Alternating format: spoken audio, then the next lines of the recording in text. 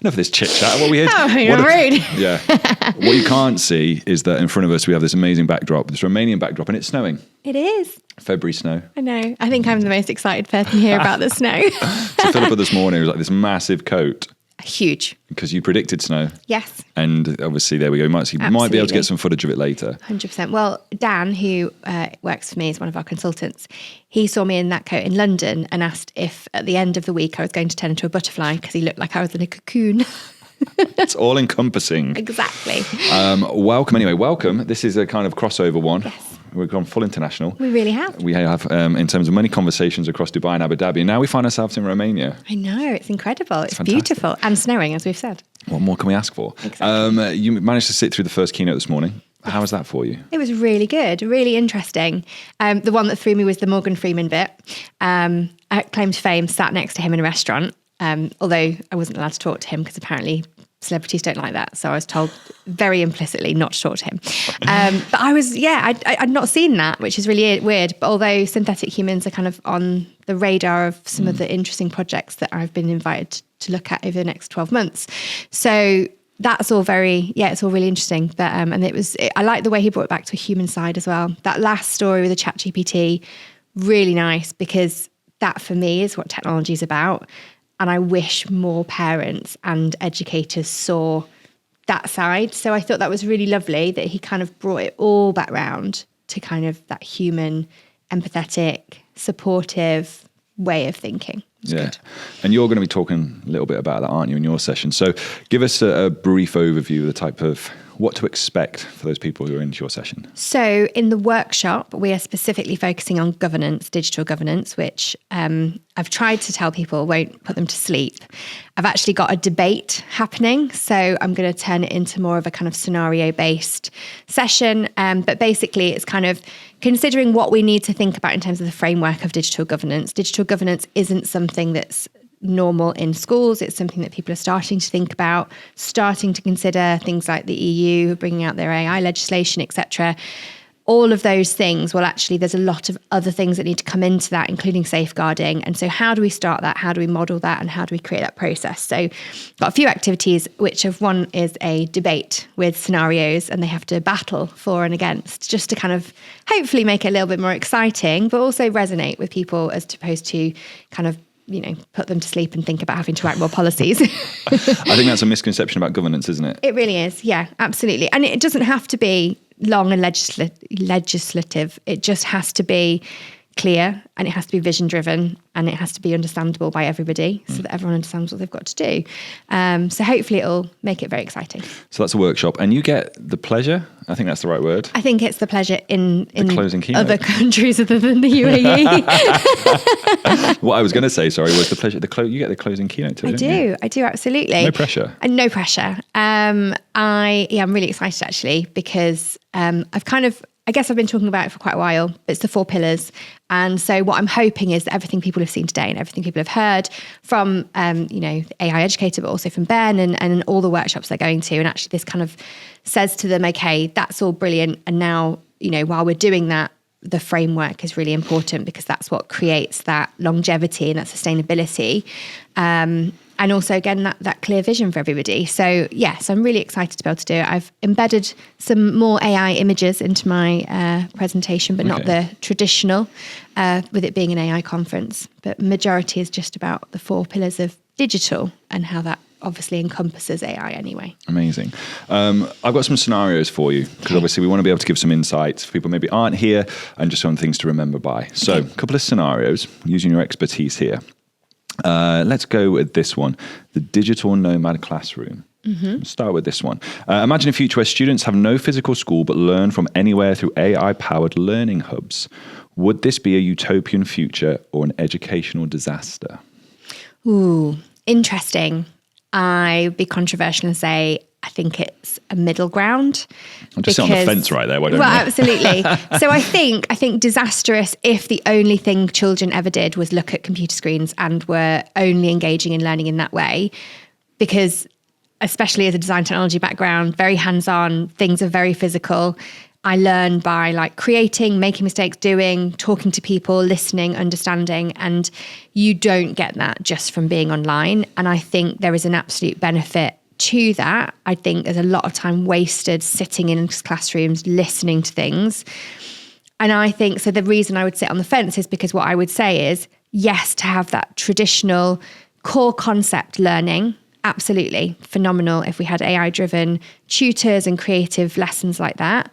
But then for people to be almost brought into what I would see as like community centres where multiple activities are ongoing of all sorts of different things, a little bit like the workshops here. You kind of dip in and out of all these different things of, you know, I've learned a concept. Actually, I might go and build something, or I might go and make something, or I might go and do a science experiment, or I might actually put my knowledge into practical application. Yeah. So I think it has to be a hybrid, because I think then you will get rid of a lot of the faff that's not needed, that is just done for testing purposes and purposes only. And actually you then have much more of a creative implementation, which ultimately is what we do in work. We don't just learn and then take a test all the time. We actually go, okay, I've got skills, I've got foundations, I've got knowledge, and I'm going to bring them together in a community of other people to have something that happens.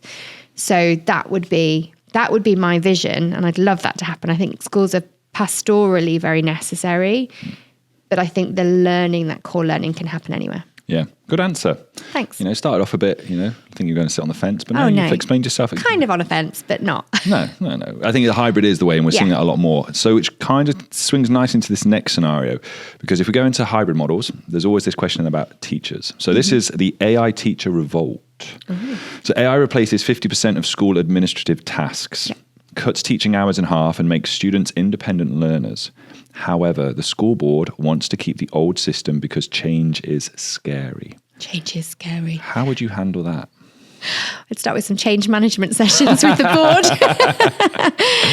Change is scary, and a lot of the work that I do in schools is actually fundamentally not about digital strategy at all. It's about the fact that it's a little bit scary and it's not what they've always done.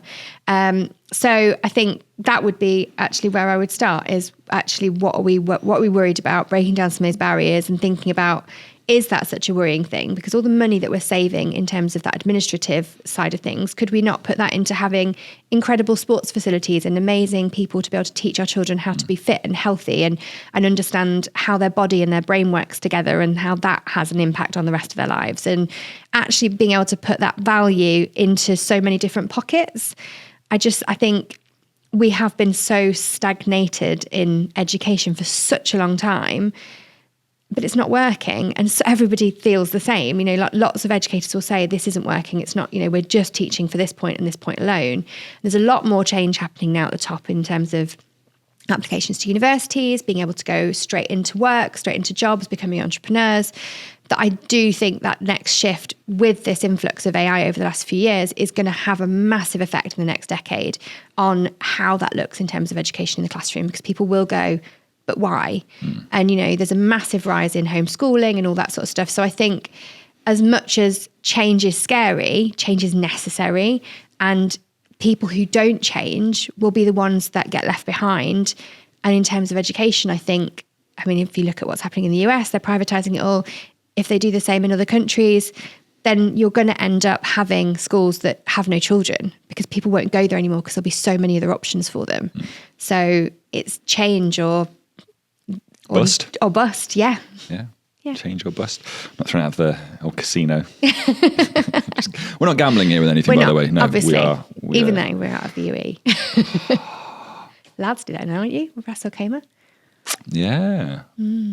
You would know. I just had this feeling that you would know if I was to like having dubious questions about the UAE. No, I'm joking. I'm joking, by the way. It's really not true. she's a high I just know that there's a lot of schools being opened there, and it's because of the influx and the rise of jobs because of the new casino. There you go. She's a stand-up model, citizen rugby mum. Absolutely. There we go. Absolutely. We've been talking about all things England defensive systems, the upcoming Lions tour, who you think should be starting at fly half. Exactly. And I'm obviously in there right at the forefront of all of the knowledge. Exactly. Talking about all things hilarious. My final question for you then is about this. Right, you wake up and the entire internet has disappeared overnight. What is the first thing an AI teacher says to their students? Oh, interesting. Okay. So just to clarify, the internet's disappeared. It was there and people haven't like had their mind wiped and it hasn't been forgotten. Okay, interesting. I would say to my students, how do we rebuild it? Ooh. Yeah. And if we're going to rebuild it, what should we change? Like what are the things that we shouldn't do from our lessons? You're so Kaizen. There you go. That's what it is. Change for better. What do we want to keep? What do we want to change? Yeah. Yeah. Oh, I love Opportunity. it. Got that one? There you go, opportunity now. Yeah! Love it. Talking to someone who loves catchphrase, I mean, come on. Throwing it out there. Like throwing Mr. it out Chips. there. All right. So, amazing. Thank you so No much worries. for taking 5,000. No, it's not 5,000 miles, but it's a long trek to just come and speak to me. I was trying to work out who had gone further, whether you had because of being in Dubai or whether I had from Abu I Dhabi. think mine was 5 hours, give or take. Yeah, mine was nearly 6. Maybe you have. Either that or I had a slower flight. Mine was catching up, obviously. Maybe. I don't know. But anyway, amazing. Thank Cool. you. I will see you back at home at some point soon. Absolutely. Thank you very much for having You're me. welcome. Welcome.